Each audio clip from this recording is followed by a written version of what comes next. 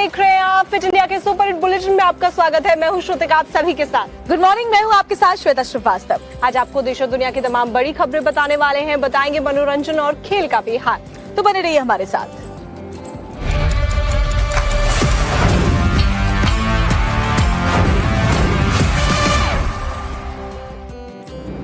और एक बड़ी खबर आपको बता रहे, कश्मीर के हाई सिक्योरिटी सेंट्रल जेल से बड़ी खबर यह है कि पॉक्सो के गुनहगार 2 कैदी जेल तोड़कर फरार हो गए हैं। तो दोनों के नाम भी सामने आए हैं। आपको बता दें कि मुख्तार अहमद गुर्जर और फरमान जेल तोड़कर भाग गए हैं, फरार हो गए हैं। जम्मू कश्मीर पुलिस ने उनका पोस्टर भी जारी कर दिया है। पुलिस ने सूचना देने वाले को इनाम का ऐलान भी किया है। तो ये बड़ी खबर हम आपको बता रहे हैं, कश्मीर की हाई सिक्योरिटी सेंट्रल जेल है जहाँ खूंखार दुर्दांत जो अपराधी हैं वो भी रहते हैं।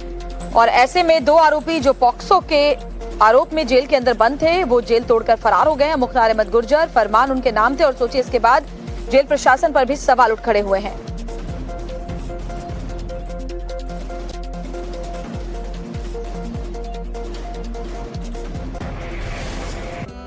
अब बात करते हैं बाबा बागेश्वर की, जो जापान के दौरे पर हैं और अपने अनुयायियों के बीच वो हनुमान कथा का प्रचार कर रहे हैं। और इस दौरान जब भूकंप आया तो बाबा बागेश्वर ने भी इसका सामना किया। उन्होंने क्या कुछ कहा है आपको सुनवाते हैं।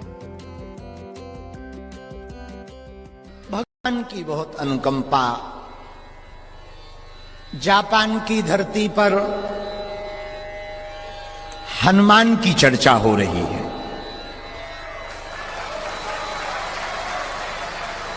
हमने और हमारी टीम ने आज जापान के भूकंप का मजा लिया। हमारी जिंदगी का तो ये दूसरा एक्सपीरियंस था। सबसे ज्यादा हालत खराब कन्हैया भैया की है। इन्हें अभी भी भरोसा नहीं है कि ये बच गए। हम पूरी गाड़ी इन्हें यही बताते रहे कि आप बच गए। ये दरअसल हमसे दूर रुके हैं होटल में, और टोक्यो में 13 साल बाद इतना बड़ा भूकंप 5.9 का आया। और भला हम आए और धरती हिले ना।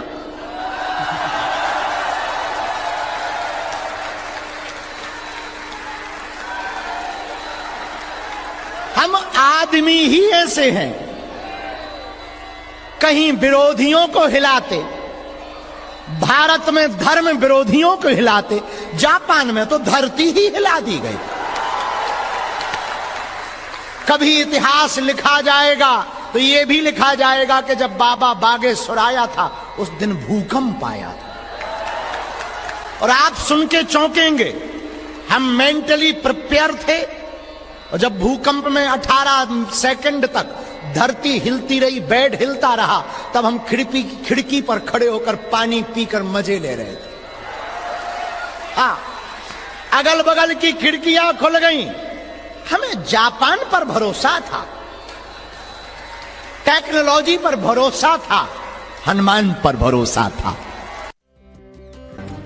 बड़ी खबर आपको हरियाणा के कुरुक्षेत्र से बताते हैं, जहां पर एक पत्नी ने अपने पति के ऊपर 40 वार किए हैं। तो बहुत बेरहमी से उसने अपने पति की हत्या कर दी, क्योंकि जो तस्वीरें उसके बाद सामने आई वो वाकई हैवानियत की कहानी बयां करती है। जहां बताया जा रहा है कि 40 से ज्यादा वार किए और एक बैग में अपने पति को डाल रही थी। पोस्टमार्टम में पति की एक किडनी भी नहीं मिली है। तो आपको बता दें कि पकड़े जाने के डर से पत्नी छत से कूद गए। पोस्टमार्टम के दौरान मृतक का करीब आधा लिवर और दाईं ओर की किडनी भी नहीं मिली। मृतक की पहचान उत्तर प्रदेश के सीतापुर जिले के राजेश के रूप में हुई। करीब 1 साल से पत्नी विमला के साथ कुरुक्षेत्र में रह रहे थे। पिहोवा रोड स्थित PGR वाटर ट्रेडिंग कंपनी में वाटर सप्लाई का वो काम करते थे। और इसी दौरान पता नहीं क्या विवाद था, जांच के बाद ही वो सामने आ पाएगी। लेकिन जिस बेरहमी से इस पत्नी ने अपने पति की हत्या की है उससे हर कोई हैरान है।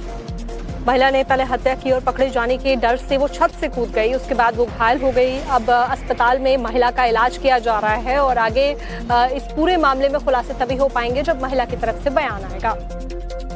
थी कि पति पत्नी के बीच में आपसी झगड़ा हो गया। जब पुलिस मौके पर गई थी, जब पुलिस ने मौके पर जाकर देखा कि एक लहूलुहान अवस्था में एक राजेश नाम का व्यक्ति पड़ा हुआ है, और जब उसको पुलिस के द्वारा चेक किया गया तो मृत अवस्था में पाया गया।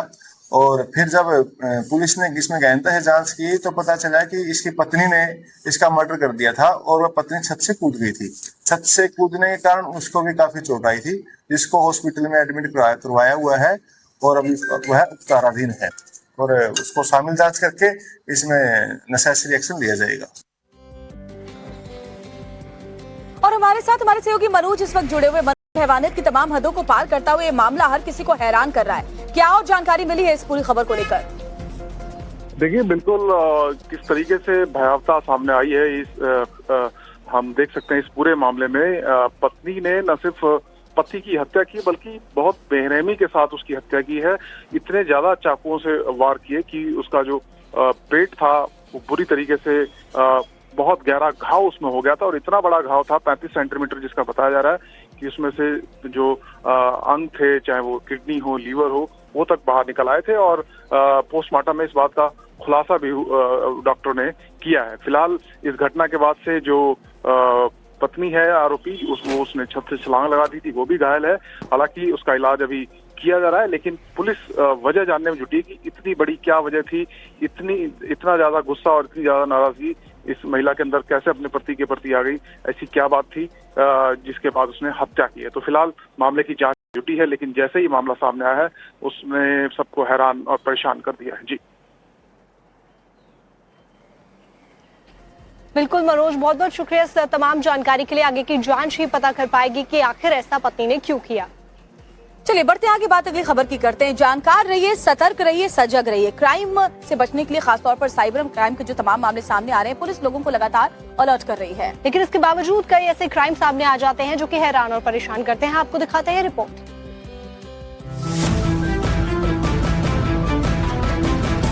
डिजिटल अरेस्ट का ये मामला मध्य प्रदेश के देवास से आया है, जहां पर एक रिटायर्ड फैक्ट्री कर्मचारी से साइबर फ्रॉड ने 63 लाख रुपए की जालसाजी कर ली।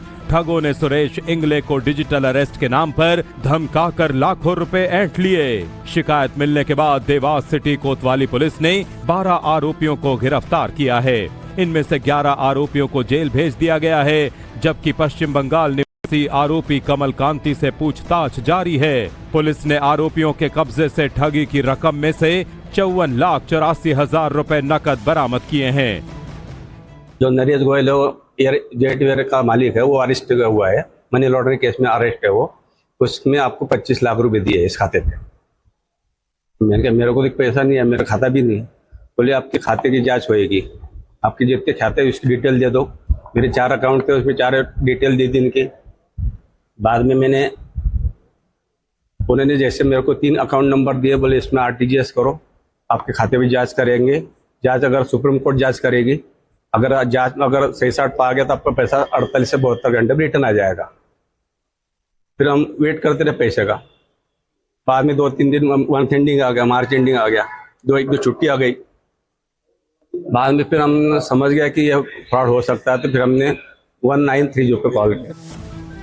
देवास पुलिस ने इस कार्रवाई को अंजाम देने के लिए 127 दिनों तक 70 पुलिसकर्मियों की 19 टीमों के साथ लगातार जांच की। इस दौरान पुलिस टीमों ने करीब 58,315 किलोमीटर की दूरी तय कर 17 राज्यों के 33 जिलों में दबिश दी और तब जाकर साइबर ठगों को गिरफ्तार किया।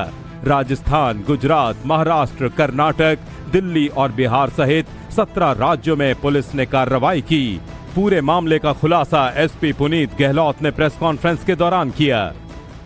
मार्च में एक साइबर फ्रॉडस्टर का कॉल आता है और इन्हें मुंबई क्राइम ब्रांच का अधिकारी बनकर कोई व्यक्ति कॉल करता है और मनी लॉन्ड्रिंग के केस में इनके अकाउंट का इस्तेमाल होने का भय दिखाकर करीब 8 दिन तक इनसे डिजिटल अरेस्ट का प्रयास करते हुए इन्हें उलझाता है और इनके अकाउंट की जो 63.5 लाख की राशि होती है वो इन्हीं से RTGS के माध्यम से अलग अलग खातों में ट्रांसफर करवा देता है।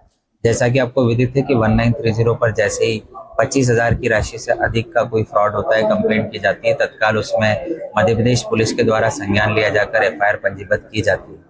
उक्त घटनाक्रम में फरियादी के द्वारा 3 अप्रैल को रिपोर्ट किया गया 1930 पर, जिसके पश्चात 4 अप्रैल से हमारी लगातार देवास पुलिस की कार्रवाई PI कोतवाली के नेतृत्व में जारी रही।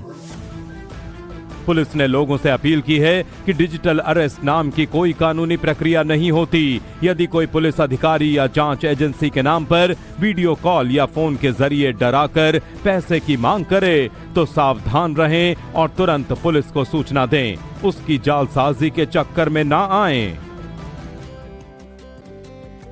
तो अखिलेश के इस परिवारवाद वाले बयान को लेकर सियासी गलियारा एक तरफ गर्म है, दूसरी तरफ एसपी अध्यक्ष के पीडीए वाले फॉर्मूले को लेकर भी राजनीतिक जंग जारी है। वहीं योगी आदित्यनाथ की तरफ से तो इस पर हमला किया ही गया था, लेकिन अब योगी सरकार के ही मंत्री ने पीडीए को लेकर क्या हमला किया है आपको दिखाते हैं।